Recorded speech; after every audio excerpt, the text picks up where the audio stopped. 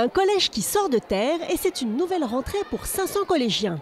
Ouvert en septembre 2007, le collège d'Isnoville, le 111e dans le département, a été réalisé par un cabinet d'architectes sénomarins. Son concepteur a puisé dans ses souvenirs d'enfance pour échafauder et réaliser un établissement au plus près des élèves. Ce qui saute aux yeux quand on arrive, ce sont l'importance des baies vitrées et leur volume, avec plus de 80% de lumière naturelle et de surface de vitrage. Depuis ce hall d'entrée, il y a des baies vitrées sur l'ensemble du parcours. Donc l'enfant ne sera jamais enfermé, aura toujours un contact un petit peu privilégié, je dirais, avec l'extérieur, avec la cour de création, avec les végétaux. Ces élèves sortent pour certains de l'école primaire et arrivent dans un lieu un petit peu nouveau et je voulais vraiment qu'ils se sentent bien.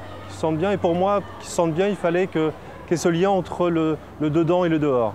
De la transparence, mais aussi de la couleur, du mauve, du orange, du jaune, des couleurs vives pour accompagner l'élève. Le but, c'est que la couleur accompagne l'élève dans son cheminement intérieur au niveau du collège. Donc il va repérer que le deuxième étage est de cette couleur, que le premier étage est d'une autre couleur, et chaque lieu a sa propre couleur. Donc il y a un travail de symbolique par rapport à l'espace. D'une surface de 5870 mètres carrés, le bâtiment est construit en éléments béton, avec une toiture en zinc et avec des panneaux de terre cuite et de bois pour faire écho aux entreprises routes de Neuchâtel.